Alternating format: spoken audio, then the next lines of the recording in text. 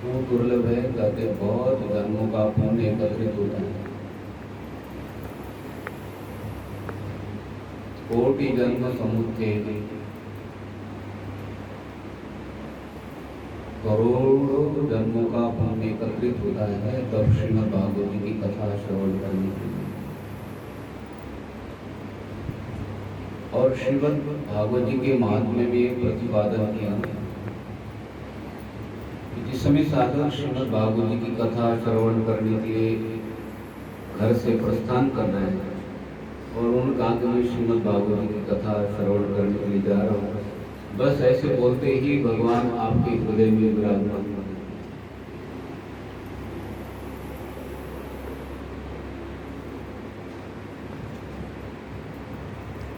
प्रत्यक्ष वांग्मय मूर्ति ही भगवान की प्रत्यक्ष वाणी वांग्मय मूर्ति है।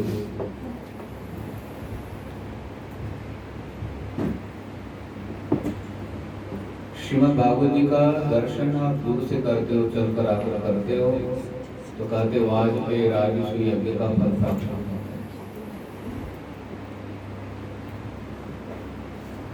तो श्रीमद् भागवत जी की पूजा करके यहाँ पर पुष्प होता है, चंदन होता है, आपने आप पूजा कर सकते हो।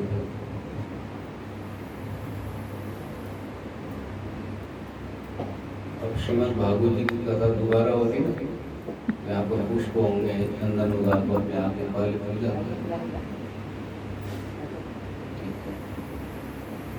तो चंदन फूल यहाँ पड़े होते, पूजा करने के बाद कहते हैं एक तो चल कर आ रहे हो आप, तो कहते जितनी पग आप चल कर आते हो तो राजसूय वाजपेयी यज्ञों का फल में प्राप्त हो जाता है। और साक्षात भगवान की पूजा करने का जो फल है वो फल प्राप्त हो जाता है।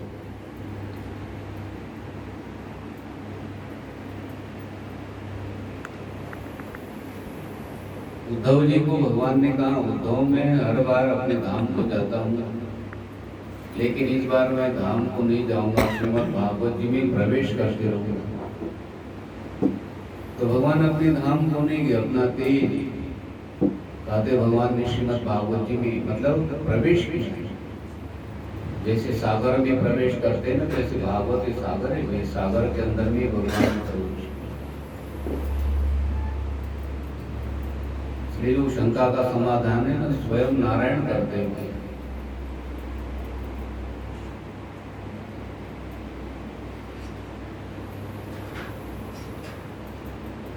सत्रह पुराणों के बाद में श्रीमद् भागवत जी की रचना हुई है।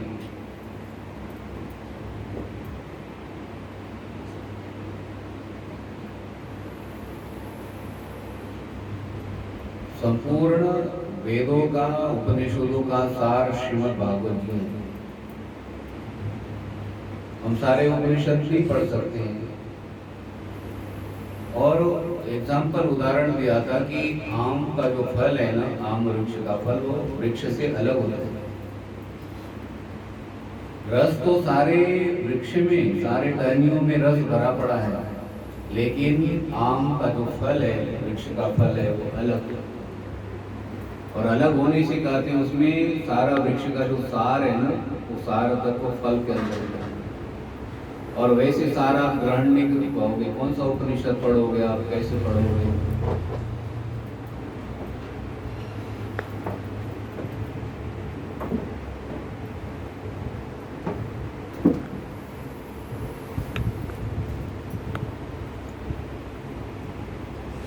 तो कल लीलाओं का श्रवण कर रहे थे।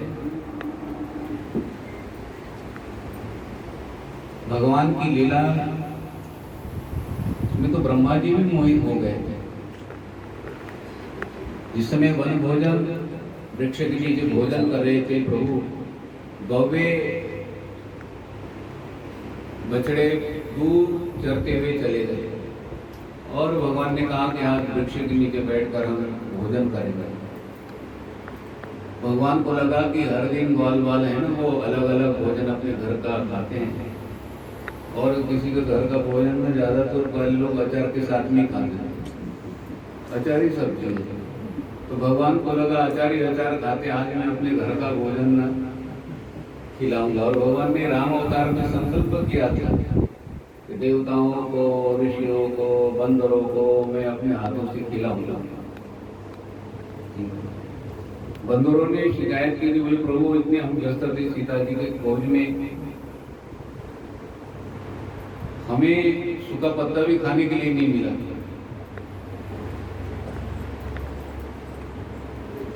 तो भगवान ने कहा अरे कृष्णावतार में आगे रख,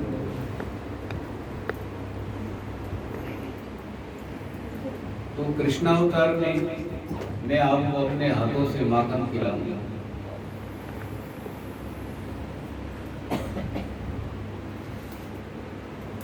और वो वचन व संकल्प भगवान पूर्ण। ग्वाल बाल दिखाई पड़ते हैं लेकिन ग्वाल बाल नहीं है, देवता लोग हैं। और देवता लोग अचार के साथ में रोटी खाएं। भगवान ने कहा सब भोजन मेरे पास। और वो पत्ते होते हैं ना वृक्षों के, वो बिछाए। और जो वृक्ष हैं उसमें भगवान ने जो पत्ते तोड़े ना, आज भी वो डोने जैसे हुए। कहाँ पर है उनको तो पता नहीं, किसी ने बताया कि जो पत्ते का वृक्ष है पत्तों का, उसमें डोने लगे हुए जैसे पत्ते, इस डोने के आकार के बने।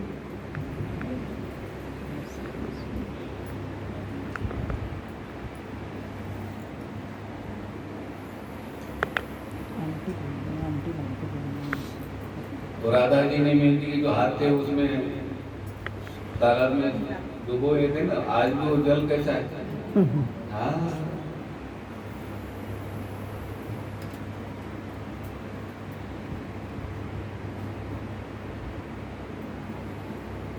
तो भोजन भगवान ने क्या कर लिया, सबका भोजन एकत्रित कर लिया और पत्तों के ऊपर डाल दिया, सारे एकत्रित करके उसमें मिला लिया। और मिलाने के बाद में इसमें लड्डू बनाते हैं ना, ऐसे लड्डू बनाए गोल गोल, और ठाकुर जी ने सबको दे दिए। अब वो देखो कितनी सारी चीजें मिलाई, अचार दिखाई पड़ता, उसमें पापड़ का टुकड़ा है, चीजें हैं सारी मिलाई, सबको दे दिए। अब जिसमें मिला रहे थे ना उसके अंदर में तो ब्रह्मा जी ने देखे।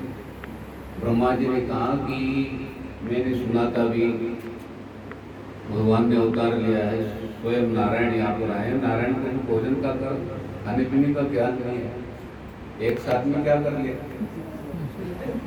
हम मिलाते कैसे। भाई पुणा में भोजन करना होता है तो वो पानी रखते हैं साथ में, चम्मच का प्रयोग नहीं कर सकते वहाँ पर। वो पानी में हाथ धोना है, फिर वो चीज खानी, फिर वो हाथ धोना है, पानी हाथ धोने के लिए होता है बार बार, फिर हर चीज का स्वाद आपको मिलेगा।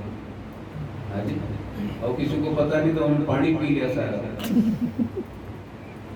उसको पता नहीं क्या करें, उनको लगा भी पीला पानी है होगा, तब उन्होंने कहा कि अरे नहीं है, पानी पीने के लिए नहीं है। जैसे उन्होंने पानी पी लिया उसी तरह से ब्रह्मा जी को भी लगा भाई इतने बड़े त्रिलोकीनाथ और ये भोजन कैसे कर रहे हैं। लेकिन भगवान का ये विचार था, बांट के खाओ स्वर्ग में जाओ। क्या कोई अच्छी चीज होती है ना तो फिर बांट कर खानी चाहिए, बांट कर खाओ स्वर्ग में जाओ। स्वर्ग में जाओ मतलब कहते बांट कर खाते हैं ना, तो कहते वो समदर्शी है, विज्ञानी है, और उनको कहते हैं उच्च लोक की प्राप्ति हो जाती है।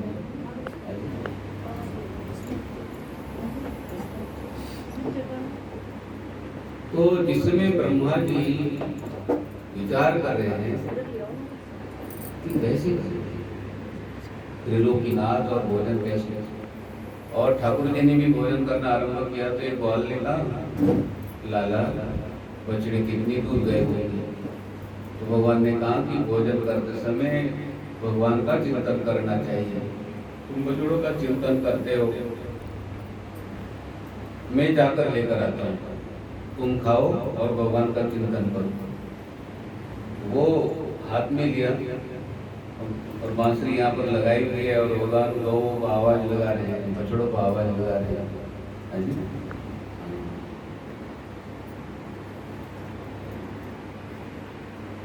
गंगी गौ थी भगवान की, वो भगवान जिस समय बांसुरी बजाते थे तब पानी पीती थी। गौ भी आज्ञा का पालन करते थे। ये गौ सामान्य थोड़ी है, ये भी देवी देवताओं का अवतार। इतना पुण्य कर्म किया होगा, भगवान का सानिध्य उनको प्राप्त हुआ। तो जिसमें ब्रह्मा जी देख रहे थे लाला जा रहे गौ लेने के लिए, बछड़े लेने के लिए, तो लाला पहुंचने के पहले ही बछड़े गौवे सब अपने धाम में ले जाकर रखते, और गौ को बछड़ों का आवाज लगा रहे थे, लेकिन कई गौवे बछड़े दिखाई नहीं पड़े। उस समय चलो ग्वाल वालों के पास चलते, तो ग्वाल वालों के पास पहुंचने के पहले ग्वाल वाल में उठा के अपने धाम में पहुंचे। अब क्या करते हैं तुम देखते हैं, भगवान ने क्या कर लिया। अब ब्रह्मा जी को लगा कि लाला घर में जाएगा तो बछड़े नहीं मिलेंगे, गौवे दूध नहीं देगी, और जो माताएं हैं लाला के साथ में ही हमारा बेटा गया था, तो लाला की कुटाई भी धुलाई भी होगी। लेकिन जिस समय प्रस्थान करना था व्रत की तरफ, भगवान ने क्या कर लिया, संकल्प कर लिया, एक ओम गौश्याम, कहते स्वयं वो बछड़े भरे और स्वयं ग्वाल बाल बने। संकल्प किया, भगवान स्वयं ग्वाल बाल बने, और कहते हैं जिस ग्वाल की कंबल जैसी थी ना, वो कंबल भी वही बनी, और लाठी लकड़ी की, हाथ में लकड़ी भी वही बनी, जैसी लकड़ी थी वैसी, ठीक है। और जिस गौ का बछड़ा जैसा था ना, वैसे ही रूप धारण कर लिया। बछड़े भी अलग अलग होते हैं, कहीं यहाँ पर टीका लगा होता है, कहीं सफेद यहाँ पर होता है, कैसे अलग अलग रंग होते हैं, वैसे ही कोई बोल नहीं सकते। और जिस समय प्रवेश किया तो उस समय माताएं लेने के लिए आए, तो अपने अपने ग्वाल वालों को, बेटे को माता गोदी में उठाने लगे, और पहले चाटा लगाते थे, आज गोदी में देखने लगे कि क्या होगा। कभी तो माताएं लेने के लिए नहीं आती थी, लेकिन गौवे कहते गौओं ने देखा अपने बछड़ों को, तो बछड़ा तो ठाकुर जी बने ना भाई, वो गौ इतनी प्रसन्न हो गई, कहते दूध इतना देने लग गई भाई, और ये साल भर तक पता नहीं चला देखो। लेकिन यहाँ पर आश्चर्य, भगवान लकड़ी भी बनी, लाठी, और जो भगवान वस्त्र है ना, ग्वाल वालों में जैसे वस्त्र पहने थे, वो वस्त्र भी वही बनी। हाँ ठीक है। तो ब्रह्मा जी विचार करने लगे कि भाई ग्वाल बाल बछड़े सब वैसे की वैसे ही है। अपने धाम में जाकर देखा ग्वाल बाल बछड़े, फिर नीचे जाकर ग्वाल बाल बछड़े। अब ब्रह्मा जी को भ्रम हो गया कि वो ग्वाल बाल बछड़े वो सही है क्या ये सही है, अंतर नहीं है।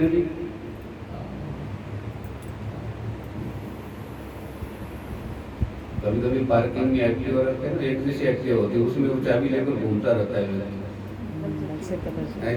एक जैसी एक्टिव होती है, उसको बस थोड़ा सा पहचान करनी पड़ती है। नंबर होता है तो गाड़ी नंबर देखते बार बार हम भी भ्रमित हो जाते हैं कभी कभी।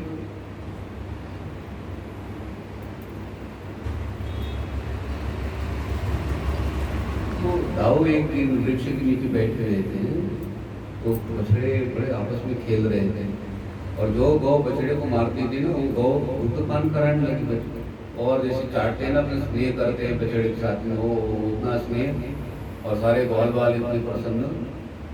दाऊ को लगा कि ये ऐसा तो दृश्य कभी नहीं देखा, ध्यान लगा कर देखा तो वो ये तो कृष्ण बने है जी।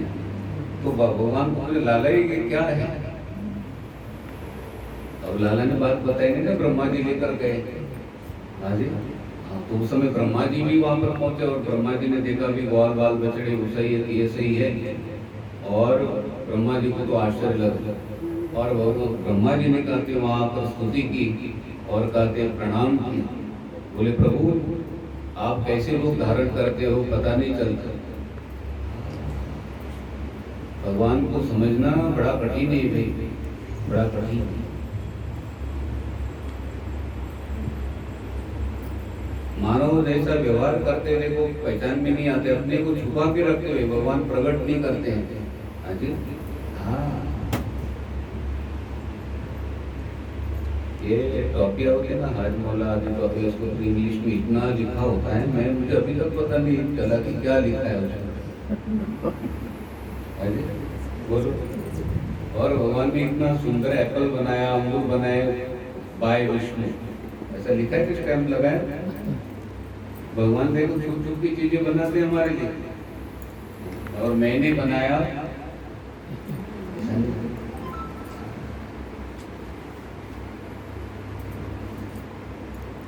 भगवान के एप्पल के ऊपर दुकान वाले का स्टैम्प लगता है, बेस्ट क्वालिटी।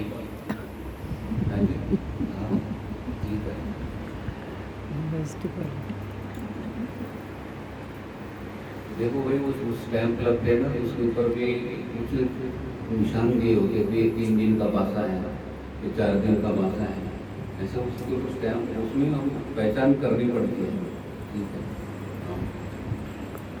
ये तो आप मारुति कार के जो टायर होते हैं इसके ऊपर भी नंबर डालेंगे, अपनी स्पीड में आप गाड़ी चला सकते हो, आपका टायर ठीक रहेगा। लेकिन जो बार बार समझते हैं उनको पता होता है। अपने विषय पर आई, क्या विषय चल रहा था? तो ब्रह्मा जी ने प्रणाम किया और ब्रह्मा जी ने कहा, बोले प्रभु क्षमा करो, मैं समझ नहीं पाया। हमें इस वन भोजन से ये शिक्षा मिल जाती है कि भगवान सारे रूप धारण कर सकते हैं। अब लकड़ी बन सकते हैं तो भगवान पृथ्वी भी बने, जल भी वही बने, वायु भी वही बने, आकाश भी वही बने। यतो इमानी भूतानि जायन्ते, कहते सारे चीजें कहते भगवान के अंदर से आते हैं। तो भगवान ने ही क्या कर ले ये रूप धारण। और इसका तो गीता जी में संकेत दिया है, देखो वासुदेवम सर्वम, बातें समाप्त हो जाती है वासुदेवम सर्वम। लेकिन ये बात दृढ़ नहीं हो पाती। भगवान ने देखो ये वासुदेवम सर्वम इतना ही कहा, सब कुछ वासुदेव, सब भगवान ने रूप धारण कर लिया है। आपको तो ये समझ में आता है भी आटे ने सारे रूप धारण कर लिया, गोभी का परोठा हो, पनीर का परोठा हो, सारे रूप किसने धारण किया? आटे के बिना बनते हैं। लेकिन उसमें गोभी डालने से अब क्या नाम पड़ा? गोभी का परोठा। तो परोठा बोलो, आटा निकालो उसमें। आटा ना हो तो बना सकते हैं कहीं, और गोभी बनाओगे तो फिर क्या बनेगा? सब्जी बनेगी भाई।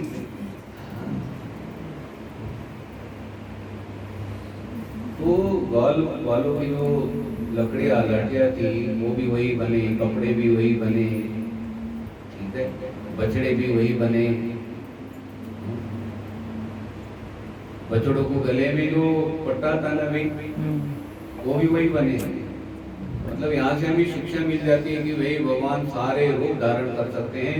ऐसा कोई पृथ्वी ऊपर पदार्थ नहीं जो भगवान ने धारण नहीं किया, सारे रूप। आपको पता है कि भगवान आपके शरीर में बैठकर पंचमहाभूतों को पकड़ के रखते हैं।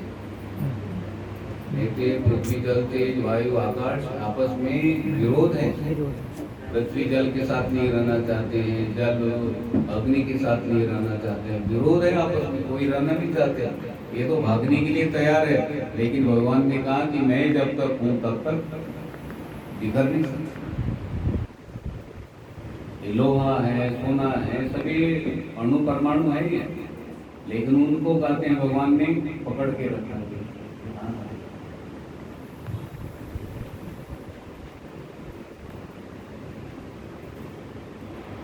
आटे के अंदर में पानी डालते हो एकदम आटा कैसे हो जाता है, और वैसे ही आटा हो तवे के ऊपर डाला तो क्या होगा? जल जाएगा। फटाफट बोलते हो जल जाता है।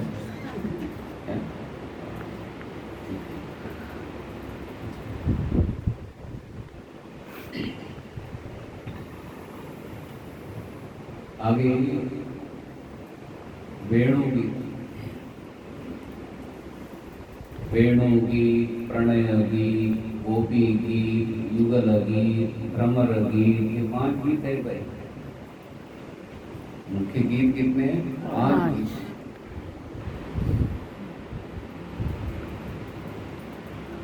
बर्हापीडं नटवरवपुः कर्णयो कर्णिकारं बिभ्रद्वासः कनककपिशं वैजयन्तीं च मालां रन्ध्रारवेणुरधरसुदयो कर्णयोः कर्णिकारं बिभ्रद्वासः कनककपिशं वैजयन्तीं च मालां।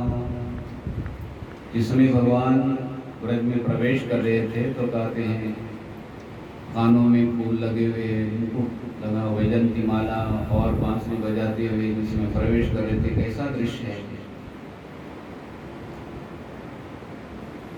स्वयं नारायण जिस समय ब्रज में प्रवेश कर रहे हैं और अलग अलग फूलों के जो गुच्छे बने हुए, कई कानों में फूल लगे हुए हैं, वैजयंती माला और कहते वेणु हाथ में है। ठीक है, बांसुरी को भगवान वेणु गीत बोलते हैं तो वेणु को बार बार हाथ में रखते हैं, कभी अधरों पर रखते हैं, कभी कमर में रखते हैं। क्या विशेषता है फिर? एक बांस का टुकड़ा, बांस का पीस। वेणु को पूछा आपको भगवान इतनी क्यों चाहते हैं? तो वेणु ने कहा कि बिना देखो बुलाए बिना में बोलती नहीं, एक मेरे में गुण है और बोलती हूँ तो फिर मधुर बोलती हूँ। हाँ जी, और मैं अपने पेट के अंदर में कुछ नहीं रखती, मेरा पेट हर समय खाली रहता है। उसी के बारे में कुछ भी नहीं बोलती हूँ। ठीक है,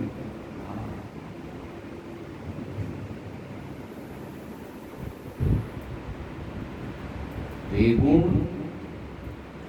और ये सात है ना, तो जो छिद्र होते हैं ना, छिद्र होते सात, तो हमारे अंदर भी स्वादिष्टान, मणिपुर आदि सब है ना, 7 चक्र है। तो बांसुरी गाते, वेणु गाते हर समय में अपनी साधना में होती है और जो साधना में रहते हैं तो उनको भगवान चाहते हैं। जो बालक पढ़ाई करता है उनको माता पिता, कभी सुना है कि आपने कोई बालक इतना तल्लीन होकर पढ़ रहा है और माता ने आकर 3-4 चाटे लगाए? बोलो, ऐसे चाटा कौन खाता है? तो क्रिकेट खेल के आया ना और मैडम की शिकायत थी,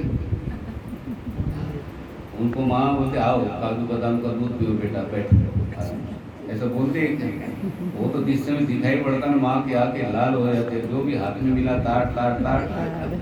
आरती शुरू हो गई भाई, आरती तो लेट भी हो जाए, माचिस चाहिए, वो चाहिए, माँ को साधन नहीं चाहिए। बोल, 3-4 चाटे लगाने के बाद में फिर कर्पूर गौरम हो जाएगा।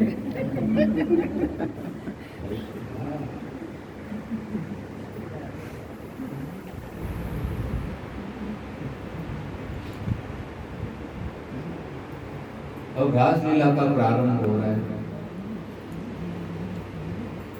रासलीला में जो 5 अध्याय करते हैं ये भागवत के प्राण हैं। जैसे हमारे शरीर में प्राण, इंद्रियों की अपेक्षा करते प्राण की श्रेष्ठता है हमारे शरीर। आंखें बंद करो काम चल जाता है, कान में उंगली डालो काम चल जाता है, कान से सुनाई नहीं पड़ा तभी काम चल जाता है। ठीक है, लेकिन ये प्राण ना हो काम नहीं चलता। जैसे हमारे शरीर में प्राण क्या है, सभी इंद्रियां घूमने चली गई कि काम चलता गया। आंखों ने कहा कि हम घूमने चले जाते तो इनका काम ही नहीं चलेगा, तो काम चला भी है ना। जिनको दिखाई नहीं पड़ता ना, ट्रेन में सामान बेचते हैं, हमारे से अच्छे पैसे गिनते हैं वो, आंखें बंद करके ऐसा नोट को हाथ लगाता है और वो पता कर लेता है। नकली नोट का भी पता चलता है और एक कौन सी नोट है वो भी पता चलता है। ठीक है, ऐसी स्मरण शक्ति है। हम किसी को तो भूल जाए वो तो 5 साल के बाद में मिलेंगे ना तो अपना नाम भी लेंगे। अजी हाँ,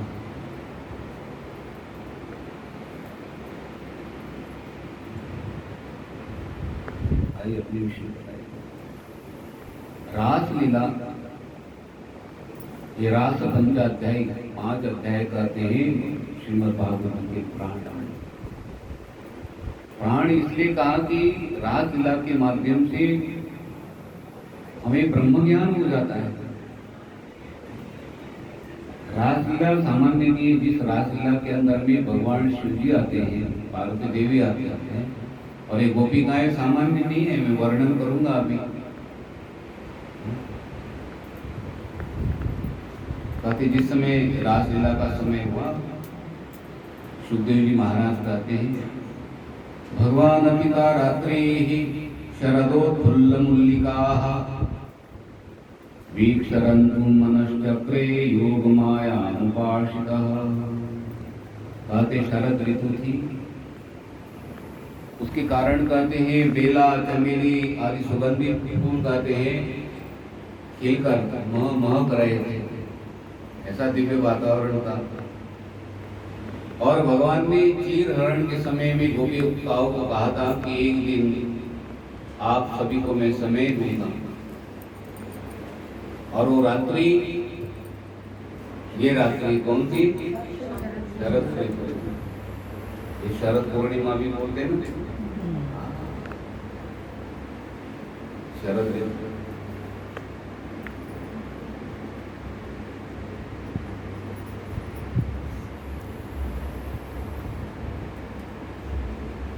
और भगवान ने कहते हैं उस दिन बांसुरी बजाई, ठीक है, भगवान ने 2 बार बांसुरी बजाई थी, मतलब वास्तविक जो बांसुरी बजाने होते हैं ना, वो 2 बार बजाई।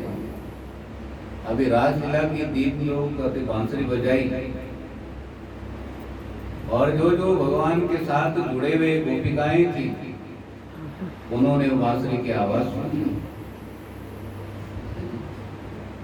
वे जो संगीत वाले हैं, तो संगीत कहीं चल रहा, तो क्या उनको कैसे पता कि स्वर में बोल रहे हैं, ये राग चल रहा है जी? जिसकी जो ज्ञाता है उनको पता चल जाता है।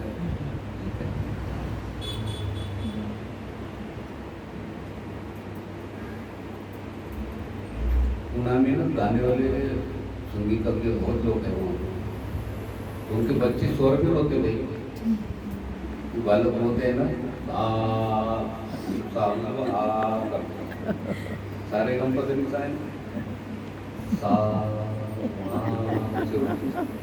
और हमारे बालक अम्बाला में चीखे मारते हैं,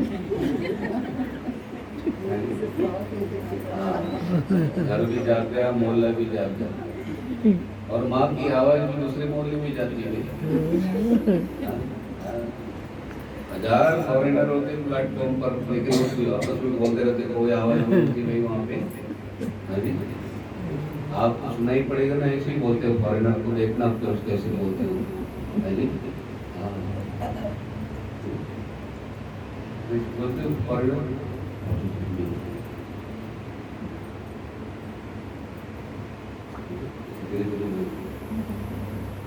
और हमारे जो भारत में तो मोबाइल ऐसा लगता टूट जाएगा, इतनी ताकत लगा कर बोलो। मैंने इतनी जोर से आवाज बोले जो बिहार में बात कर रहा, मैंने कितनी भी जोर से बात करो, कहीं पर भी आवाज नहीं जाएगी वहाँ पे। ये नहीं कि भी हम जोर से बोल रहे तो आवाज वहाँ जोर से जाएगी, ऐसा मशीन लगी हुई है, जितनी भी ताकत लगा कर बोलो आवाज उतनी ही जाएगी वहाँ पे। आप धीरे से बोलो तभी भी, और जोर से बोलो तभी, लेकिन शक्ति का व्यय हो जाते हैं। वाणी और पानी को क्या करना पड़ता है?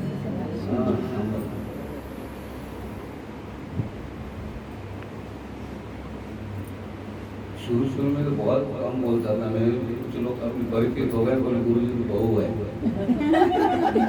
कम बोलते हैं ना जैसे। मैंने कहा बहू तो नहीं, मुझे मैं भी बोलता हूँ, मैंने कहा वो काम की बात बोलता हूँ।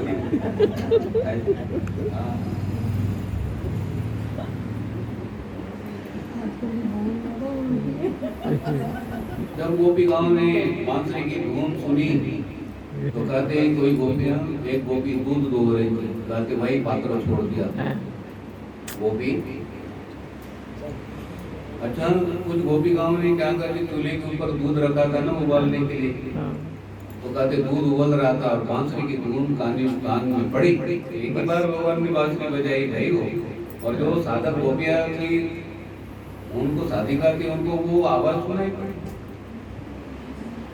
और गोपिकाएं धीरे धीरे जहाँ रोटी है ना, वो वहीं बेलन छोड़ दिया, वहीं रोटी वो जल रही, तवा गर्म हो रहा है, ठीक है।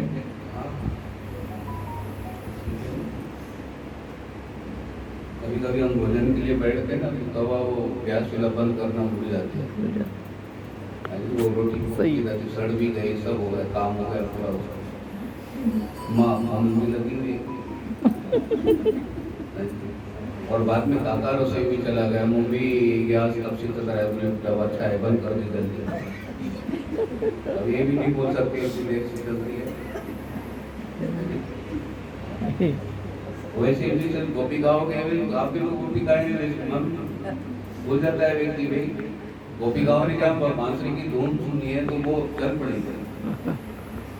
कुछ गोपिकाएं भोजन परोस रही थी पति देव को, वैसे रोटी ऐसी हाथ में रोटी है और गोपी निकल गया, ऐसा वर्णन है भी यहाँ पे देखो।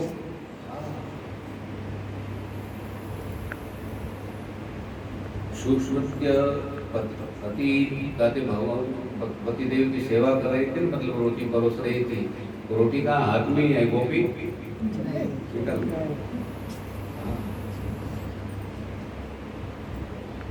कोई बालक को कहते हैं दुग्ध पान करा रही थी, बांसुरी की आवाज धूम सुनी तो काका को वहीं रख दिया। अब आपको आश्चर्य लगता है, वो भी कैसे गई ये भी आपको बताएंगे, आपको आश्चर्य लग जाएगा।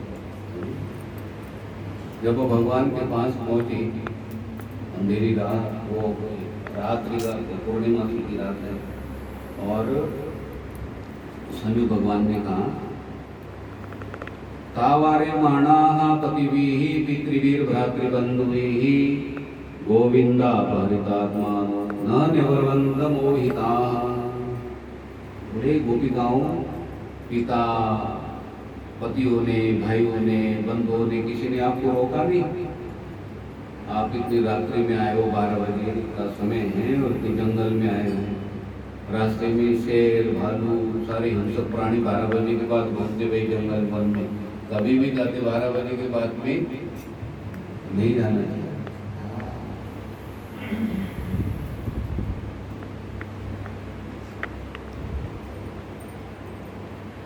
अभी रेलवे स्टेशन के पास में न्यू रेल लाइट ट्रेन लगेगा, लेकिन रात को 11 बजे के बाद में भी जाओगे ना तो अकेले को डर लगेगा। सब लाइटें जल रही है, सब व्यवस्था है, लेकिन हिम्मत नहीं होती वहां अकेले जाने की। ठीक है,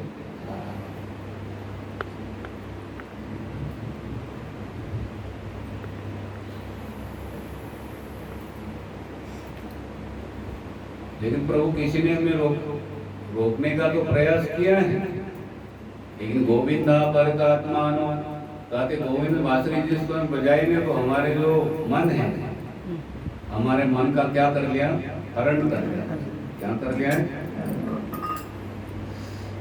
हम बांसुरी की धुन सुनकर कहते मोहित हो गए, तो हमें कौन रोक रहा है, क्या है, हम पता नहीं लगा। ठीक है, हम चल पड़े।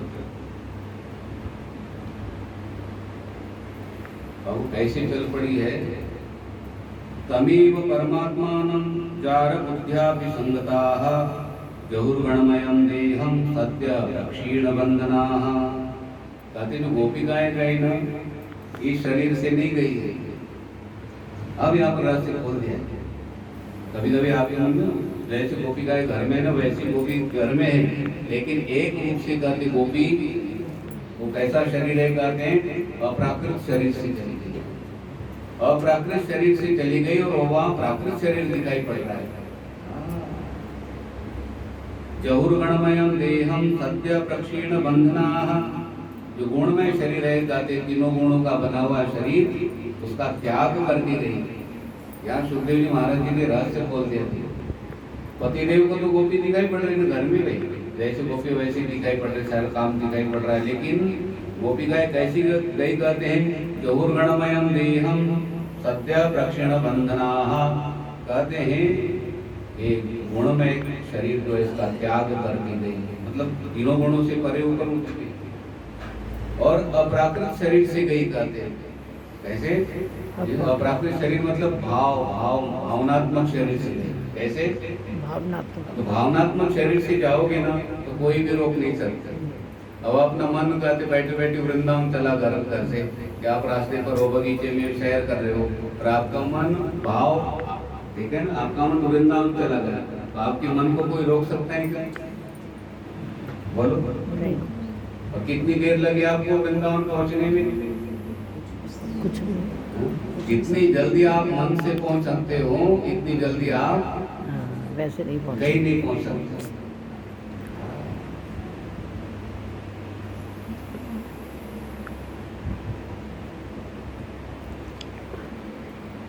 भगवान की लीला में कहते जिस समय गोपिकाएं सम्मिलित हुई उस समय कहते गोपिकाओं का शरीर अप्राकृत था। यहाँ पर सुखदेव जी महाराज कहते हैं वो शरीर अप्राकृत।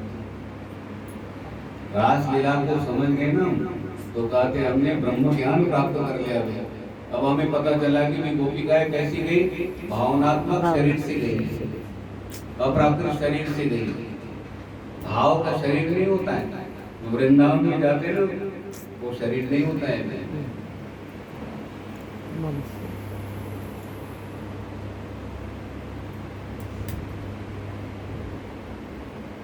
किसी ने पूछा अमेरिका जाने के लिए कितना खर्चा आता है? उनका भी 2-2.5 लाख रुपए तो आना जाना कम से कम लगे। और कहा कि किसी को और पूछा उन्होंने, बोले वो अमेरिका जाना चाहता हूँ कितना खर्चा आएगा? बोले मैं सोच रहा हूँ।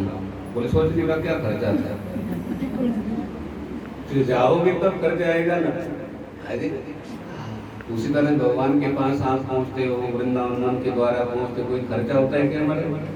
बिना खर्चे के देखो आप कहाँ पहुंचे हो। तो गोपिकाओं को क्या बाधा पड़ेगी भाई? हिंसक प्राणी हो कोई भी हो, भावनात्मक शरीर से जिस समय रासलीला में प्रवेश किया उस समय कहते अपराकृत शरीर। हमारे मन में जो गाढ़ किण्वी संदेह था या भूल है।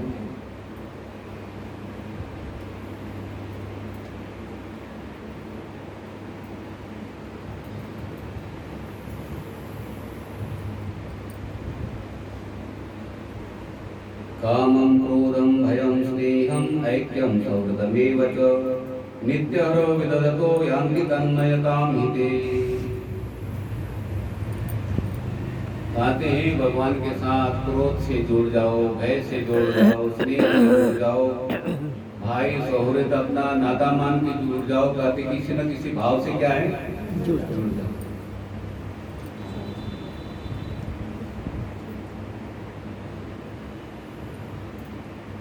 तो भगवान के साथ जुड़ जाते हैं तो हमारी वृत्तियां कहते तन्मय हो जाती हैं। क्या बताएं यहाँ पर सुखदेव जी महाराज कहते भाई भगवान के साथ जुड़ना हो ना तो कहते हैं कामना से जुड़ो। कोई इच्छा है भाई हमारी हमें ये चीज चाहिए, वो चीज, ये कामना है, ये कामना है, तो कहते कामना से जुड़ जाओ, कोई बात नहीं। क्रोध से जुड़ जाओ, भय से जुड़ जाओ, स्नेह से जुड़ जाओ, या ठाकुर जी को अपना सखा भाई कुछ न कुछ संबंध जोड़ के जुड़ जाओ। लेकिन कहते जुड़ जाओ तो अपनी मनोवृत्तियां कहते ठाकुर जी के साथ में लग जाते।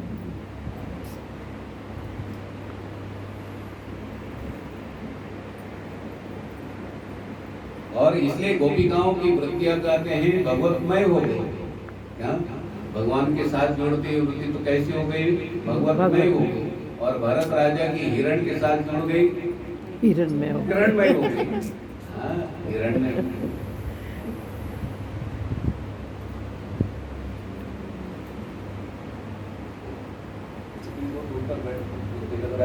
मैं आऊंगा तो मैंने रिजर्वेशन रख लेता हूँ, तो रिजर्वेशन कर लिया बैठ कर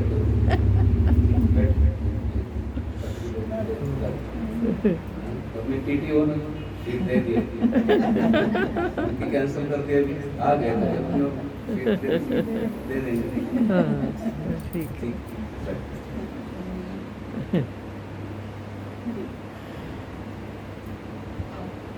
यहाँ पर विचार चल रहा है। जय श्री कृष्णा, जय श्री राधे, जय श्री राधे। हिरणमय हो गए भरत जी। कामना से, क्रोध से, भय से, स्नेह से भगवान के साथ जुड़ जाओ तो कहते हमारी वृत्ति भगवान में हो जाती है। मतलब वृत्ति के अंदर में भगवान आ गए।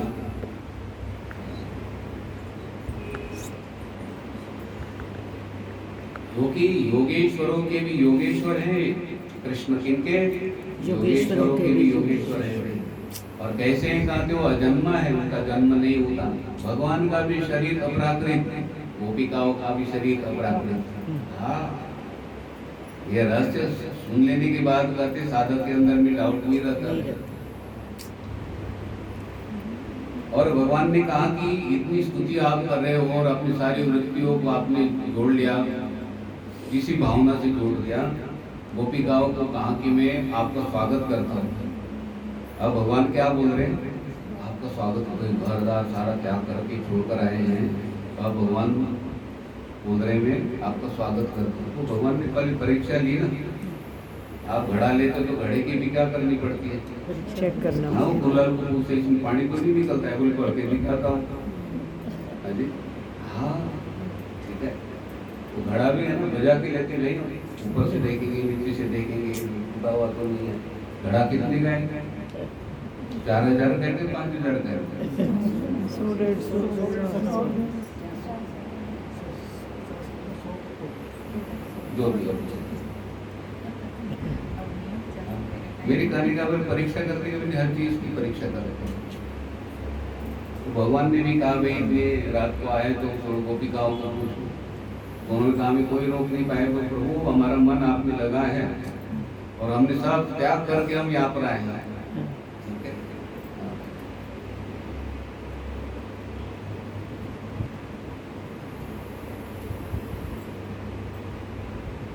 और आप प्रभु आपके बारे में क्या हम संदेह कर सकते हैं? गोपिकाओं ने कहा आप अजन्मा हो। यहाँ पर अपराकृत शरीर बताया भी, आप अपराकृत हो, आप अजन्म हो, आपका जन्म नहीं होता है। भगवान ने कहा कि इतना ज्ञान है गोपिकाओं को, गोपिकाओं को कहा कि आपका मैं स्वागत करता हूँ। स्वागतम महाभागा, ऐसा भगवान कहते हैं। गोपिकाओं को कहा आपका स्वागत करते हैं।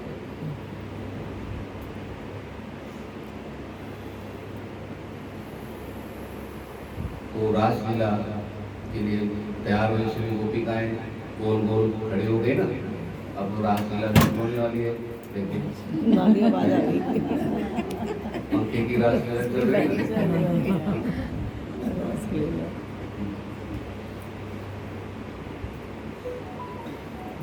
तो भगवान ने कहा कि नहीं देखो, रात्रि का समय आप लौट कर जाना चाहते हो तो लौट कर जाओ। ठीक है, अब घर का कार्य करना है तो आप करके आओ। बोले प्रभु ये बात क्या कर रहे हो? हम आपके लिए आए, घर द्वार त्याग छोड़कर, सब छोड़कर आए हैं यहाँ पर। अब क्या है, शीघ्रता मत करो घर जाने के पहुंचाने के। आप शीघ्रता क्या करोगे? राजनीति शुरू करो।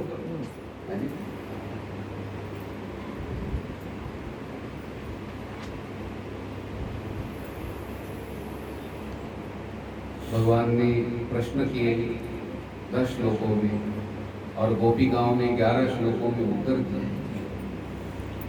और उत्तर सुनकर कहते हैं भगवान इतने प्रसन्न हो गए तो रासलीला शुरू हो गई। तो चारों तरफ गोपी है और लाला बीच में खड़े हो गए और रासलीला शुरू हो गई। और रासलीला में गोपिकाएं क्या बोल रही थी? कृष्ण कृष्ण कृष्ण कृष्ण। हाँ जी, देखो तन्मय हो गई है। और तन्मय हो गई तो उस समय थोड़े से आंखें खोली गोपिका ने।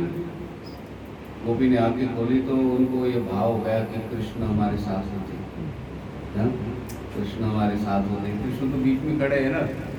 तो भगवान को लगा कि भाई ये सामान्य गोपिकाएं नहीं है, तो इनके सामने तो अब जो संकल्प है वो रूप धारण करना पड़ेगा। तो कहते हैं ये गोपिकाएं श्रुति रूपा। कौन है गोपिका? श्रुति। मतलब वेद मंत्र है ना, भी वेद मंत्रों ने कहते बोले प्रभु वर्णन करते करते हम थक गए, तो हमने मूर्तिमंत रूप धारण करके आपके पास में। ठीक है, वैसे तो हम स्तुति कर रहे थे, स्तुति करते करते आपको पा नहीं पाए। आपको पाना था लेकिन हम वहाँ पर मन वाणी पहुँच नहीं पाती, इसलिए मूर्तिमंत होकर कहते ये जो वेद मंत्र है ना, स्त्रियों के रूप धारण करके कहते, गोपियों के रूप धारण करके वहाँ पर। अब भगवान ने रूप धारण कर लिया, हर गोपी के साथ में भगवान हो गए। अरे तन्मे मनः शिव संकल्पमस्तु, कहते हैं भगवान ही कहते हैं संकल्प पूर्ण।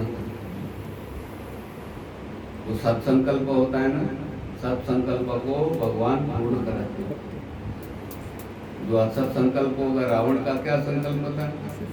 राम को मारूंगा, समुद्र का पानी सुखा दूंगा, खारा मीठा बनाऊंगा, मीठा बना दूंगा, और स्वर्ग में जाने के लिए सीढ़ी बनाऊंगा। सीढ़ी बनाऊंगा, अग्नि में धुआं, रहने नहीं दूंगा। एक भी संकल्प पूरा हुआ क्यों? सीढ़ी नहीं बनेगी, अच्छा हुआ नहीं तो कितने लोग गिर जाते हैं।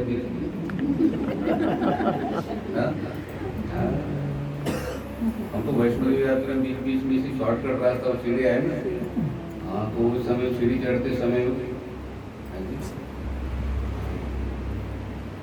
जाते समय बड़े जोर शोर से बोलते जय माता जी, जय माता जी।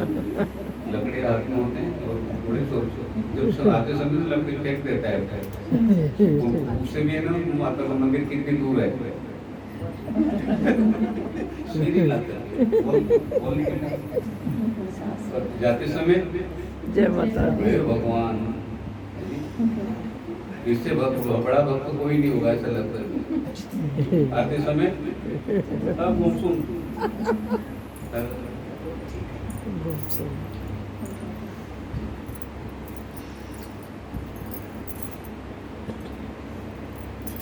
अब गोपी के साथ में भगवान, देखो हर गोपी के साथ में भगवान, और अलग अलग झांकी है। देखो कई वैजन की माला इधर जा रही है और हाथ ऊपर जा रहा है, कई वैजन की माला इधर जा रही है, हाथ नीचे जा रहा है। हर गोपियों के साथ में भगवान अलग अलग रूप में है। क्या कला है भगवान, अनेक रूप रूपाय कहते हैं, एक साथ में कितने रूप धारण कर लिया। और गोपी को लगा कि मेरे साथ में कृष्ण है और किसी के साथ में नहीं है। वो गोपी भाव बिल्कुल ठीक है भाई। इस समय गोपी भगवान की तरफ देख रही है तो भगवान का हाथ ऊपर है, वैजयंती की माला ऐसी है, तो गोपी को लगा कि नहीं ठाकुर जी मेरे साथ में और किसी के साथ में, पीछे वाली गोपी थोड़ी दिखाई पड़े। ठीक है, हर गोपी को लगा कि मेरे साथ में भगवान है। आते हैं ना थोड़ा सा सूक्ष्म अहंकार, तासाम तत्सवगमदं वीक्षमानं च केशवः प्रशमाय प्रसादाय तत्रैवान्तरधीयत। कहते जब भगवान ने देखा कि इन्हें तो अपने स्वभाव का मतलब मेरे साथ में भगवान कृष्ण पति रूप में वे मेरे साथ में है, थोड़ा सा ना सूक्ष्म अहंकार हो गया, उसको गर्व भी बोलते हैं, सूक्ष्म अहंकार। ठीक है, भगवान ने विचार किया वे शुद्धि रूपा है, ऋषि रूपा है, बड़े बड़े ऋषि लोग हैं और इनके अंदर में सूक्ष्म अहंकार रहेगा तो कहते हैं फिर मेरी प्राप्ति नहीं हो पाएगी, मैं दूर चला जाऊंगा, ये मेरे से दूर हो जाएंगे। इस अहंकार को क्या करना है? बालक के अंदर में कुछ दोष दिखाई पड़ता है तो माता को लगता है जितनी जल्दी दोष क्या है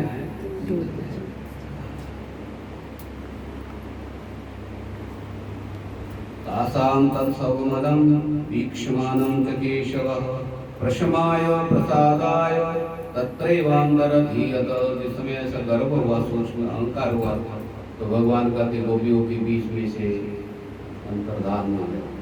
क्या हो गए? गोपी ने भी ऐसा हाथ किया, भगवान का भी हाथ ऐसा था, तो ऐसे करते करते भगवान सब अंतर्धान हो गए। किसी के साथ भगवान, जब गोपिकाओं ने कहा कृष्ण कृष्ण कृष्ण बीच में कहा तो मेरे साथ में भी कृष्ण नहीं है, उनके साथ में भी कृष्ण नहीं है, बीच में भी नहीं है। अब क्या होगा?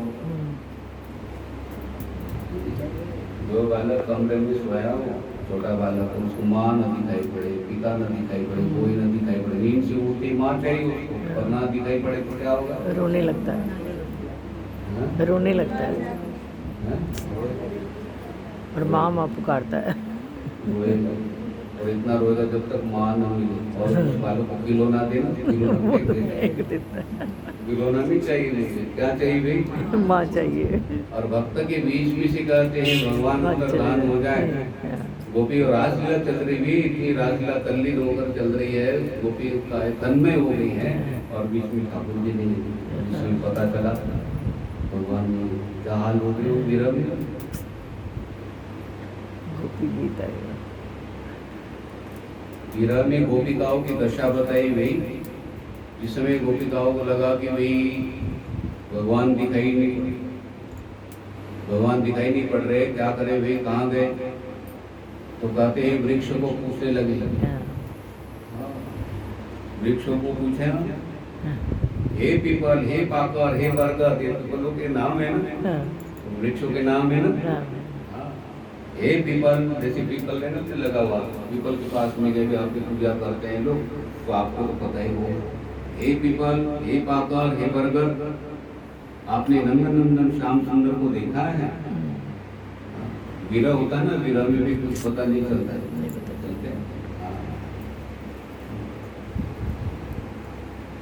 वो काका छोटा दिखाई न पड़े तो माँ को मोबाइल पर बात कर, मोबाइल पर बात नहीं करता, काका दिखा कहाँ है। विरह होता है ना, वो कोई चीज माँ को अच्छी नहीं लगेगी उस समय, ठीक है। अपनी 40-50 हज़ार का मोबाइल, वो थोड़ी देर 1 घंटा ना मिले, नाश्ता कर सकते हो, आराम से लेट सकते हो, क्या होगा? नहीं करेंगे। तकिया के नीचे बोल दे, नीचे उसे दे, अलमारी के नीचे दे, वो दे, हाँ जी, हाँ। बाद में पता चला गया सूर्य के नीचे, लेकिन आधा घंटा क्या हो गया अभी, परेशान। हाथ में है तो कुछ महत्व नहीं उसका, लेकिन जिसमें मिलती नहीं ना चीज उस समय उसका महत्व फिर ज्यादा है। हाँ जी,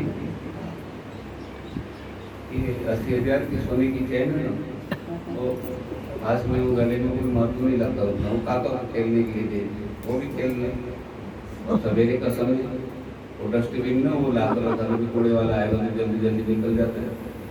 वो काका खेल रहे, खेलते खेलते डस्टबिन के अंदर में चैन और माँ पूजा के लिए बैठना चाहिए, और खूब सीटी करते हुए वो आ गए वो। और डस्टबिन जो झाड़ू पोछा लगाने में आती है ना, तो उनको पता चला भी सोने की चैन ना काका डस्टबिन के साथ चैन में, और वो डस्टबिन लेकर वो माई जो है फेंकने के लिए गई, वहाँ जो गाड़ी खड़ी वहाँ दौड़े गए और डस्टबिन लिया, और डस्टबिन लेके उसमें हाथ मारा। स्नान किए हुए थे उन्होंने, स्नान किया हुआ तो पूजा का समय था उस समय, और उसमें हाथ डाला तो उसमें सोने की चैन निकल गई कि यहाँ छाती में लगाई गई भगवान। बोलो पहले इतना विरह था क्या? जब समय मिल नहीं रहे, और उसी तरह से कहते हैं ठाकुर जी मिल नहीं रहे, उसमें कैसी दशा हुई भाई गोपिकाओं का। अब ये गोपिकाएं कहाँ गई? अब उन्होंने कहा भी स्त्री जाति के जो पौधे होते ना उनसे पूछो, स्त्री जाति के पौधे में कौन सा पौधा महत्वपूर्ण है? कहते हैं तुलसी का पौधा। उनको कहा है बहन तुम्हारा हृदय तो बड़ा कोमल है, और तुम्हारी जो माला होती है ना भगवान डालते हैं, मुरझा भी जाती है ना तो निकालते नहीं है देने से, है जी। क्या गोपिकाओं ने स्तुति की गई, तो उसमें जो माला मुरझा जाती है तो आप प्रभु निकालते नहीं, तो आप हमें बताओ, और नंदन को देखा है आपने?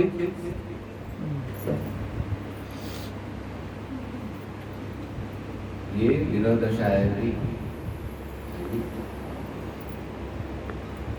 हम जाकर पूछे वृक्ष को हमारी चीज कहाँ पर है, तो लोग क्या बोलेंगे?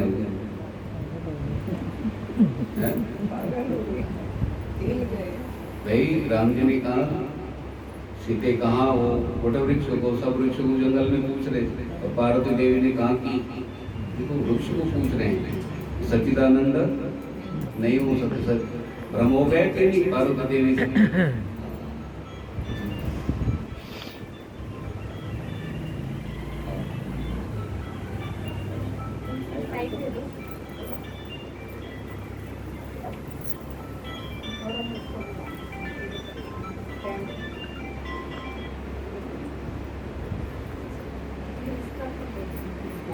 देखिए, जय श्री कृष्ण, जय श्री कृष्ण, जय श्री राधे, जय श्री राधे, जय श्री कृष्ण, जय श्री कृष्ण, जय श्री राधे, जय श्री राधे। तो गोपिकाओं को भगवान दिखाई नहीं पड़ रहे, तो विरह में गोपिकाओं ने ना गीत गाया, गीत बोले, गोपिकाएं गीत बोले, उस गीत का नाम है गोपी गीत। गोपी गीत। अब गोप्यौजुः जयति देहिकं जन्मना व्रजः श्रयत इंदिरा शश्वदत्रयी दयति दृश्यतां दीक्षुतावकाश वैधृता स्वां विचिन्वते। गोपिकाओं ने कहा, प्रभु को कहा कि प्यारे आपके जन्म के कारण ब्रज की महिमा बढ़ गई, वैकुंठ धाम से भी ज्यादा महिमा ब्रज की। आपके कारण आपने यहाँ पर जन्म धारण कर लिया, वो वैकुंठ धाम से भी ज्यादा महिमा ब्रज की महिमा बढ़ गई। और जो लक्ष्मी देवी है वो भी यहाँ पर सदा निवास करती है, वो भी वैकुंठ धाम की रहने वाली आपके साथ में, लेकिन ब्रज की शोभा आपके जन्म के कारण प्रभु बढ़ गई, वैकुंठ धाम से भी ज्यादा। और यहाँ पर लक्ष्मी जी भी सदा निवास करती है।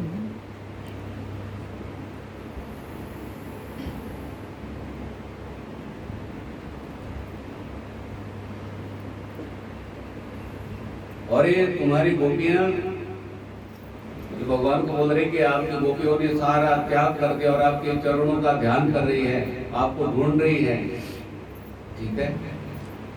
अब वो विरह में बोल रहे ना गोपी, और आपके चरणों में हमने प्राण रखा है, हम समर्पित हैं।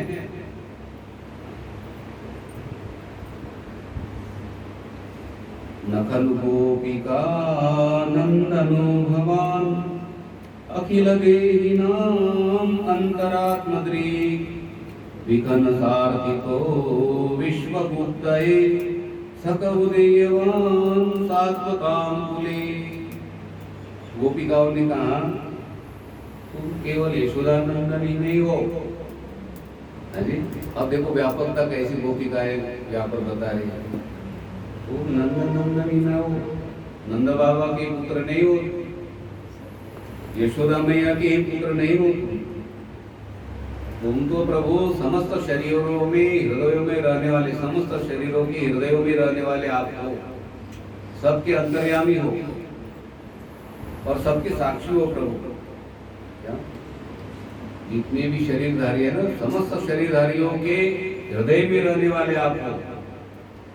आप नंद बाबा के ही नहीं, आप यशोदा मैया के ही नहीं, आप तो सबके अंतर्यामी हो, आप तो सबके साक्षी हो।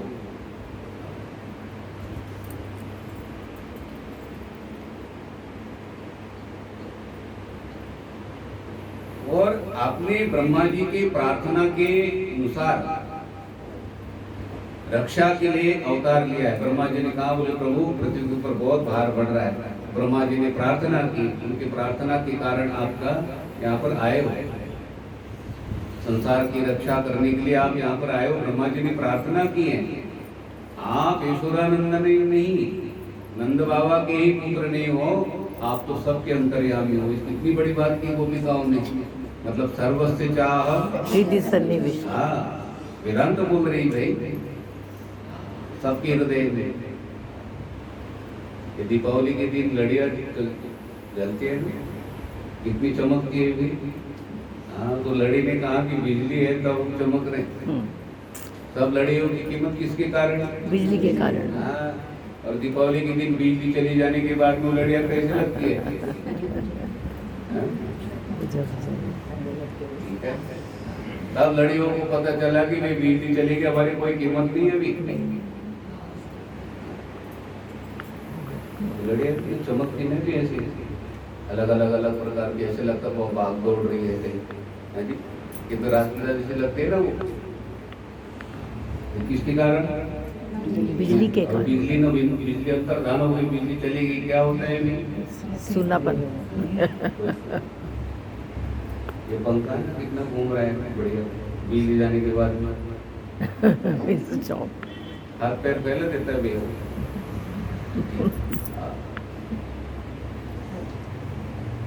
हमारी शरीर की कीमत नहीं, तुम सबके अंतर्यामी साक्षी हो। मतलब आपके बिना प्रभु हम बोल नहीं सकते, चल नहीं सकते, सुन नहीं सकते, देख नहीं सकते, सारी शक्ति कहते हैं इस नारायण से हमें प्राप्त हो जाती है।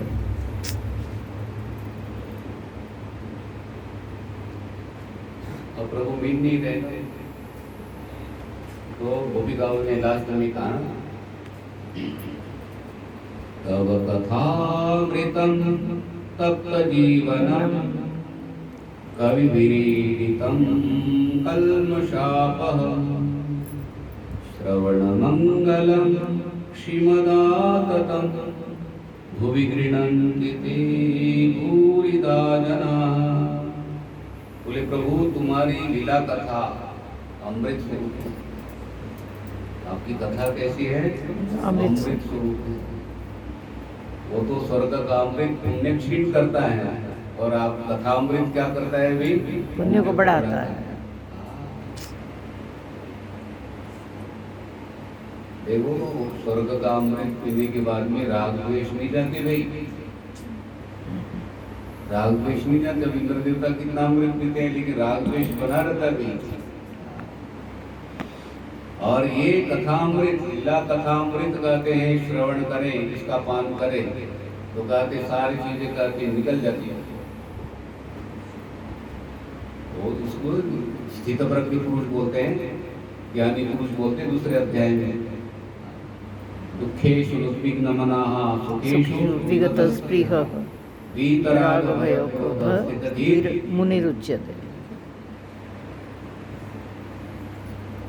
सुख दुख में कहते वो विचलित नहीं होता है, अपने मन को विक्षिप्त नहीं होने देता है। और क्रोध भय कहते रहता है कि जिसके सबको पता चला है मेरे साथ भगवान है, जिस बालक को पता चला है माँ की गोदी में हूँ, बालक को भय लगता है कि नहीं? बोलो, जिस बालक को पता चला मैं माँ की गोदी में हूँ तो बालक डरता है किसी से? और हमें पता चला हमारे साथ में भगवान है तो हमें किसी का डर लगेगा क्या? नहीं लगेगा, नहीं लगेगा।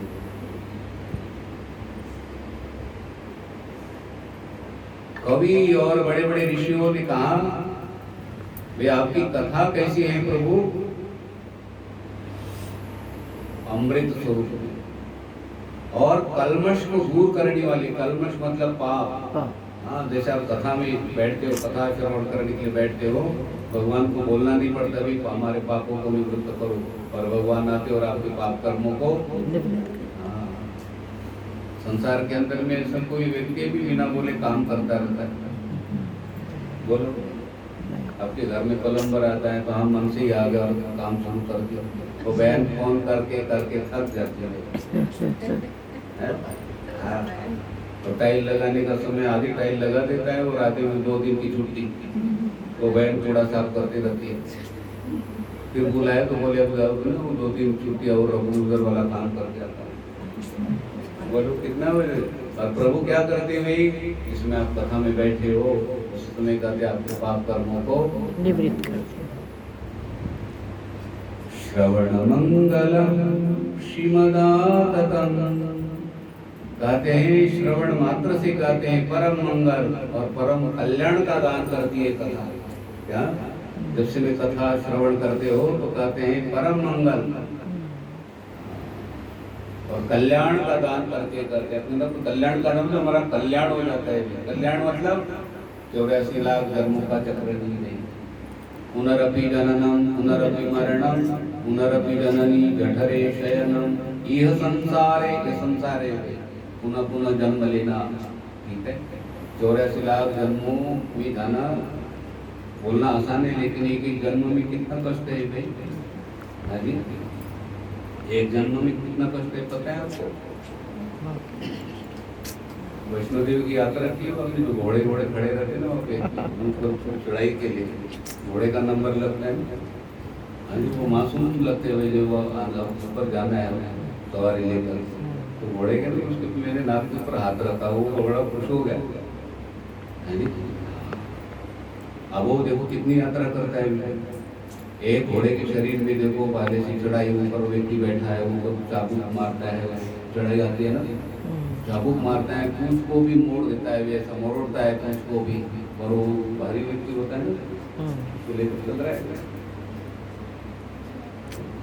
कितना कष्ट है वो इसमें, और खाना पूरा नहीं मिलता है। बोलो, एक जन्म का विचार करो आप, तो 84 लाख जन्म होकर का फिर मनुष्य शरीर मिलता है। 84 लाख जन्म बोलना आसान है, लेकिन एक एक जन्म से निकलना है ना भाई, बहुत कठिन है। तो 84 लाख जन्म की चक्र से कहते भगवान ही निकाल सकते भाई। देखो ना, 84 लाख जन्म पूरे हो गए, किनको पता चलता है? और भगवान ना हो वहाँ पे तो दोबारा क्या हो जाएगा? दोबारा चक्र शुरू। लेकिन वो 84 लाख जन्म पूरे गए, आओ जब मनुष्य शरीर में, भगवान उसी समय हाथ पकड़ते हैं। हाँ, ये 84 लाख जन्मों से तो भगवान ने हमें निकाल के लाए हुए। अब उसमें किस लिए पढ़ना है चक्कर में? ठीक है,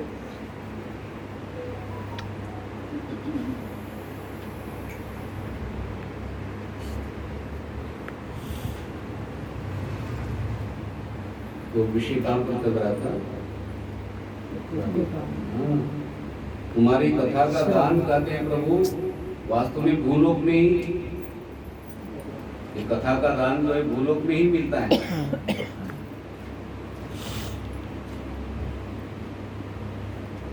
और ये कथा करते भूलोक में ही सबसे बड़ा दान करती है। ऊपर कथा नहीं होती भाई, स्वर्ग आदि में कथा नहीं होती है। कथा तो पृथ्वीलोक में यही मिलती है, और वो भी मनुष्य शरीर में करते हैं, अन्य शरीरों के द्वारा।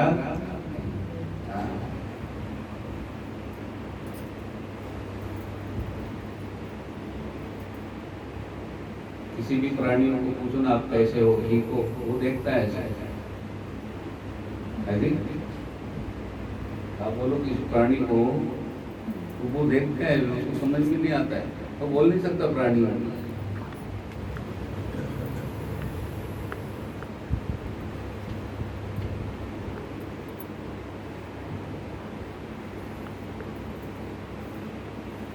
प्रतिभा जी भजन बोल।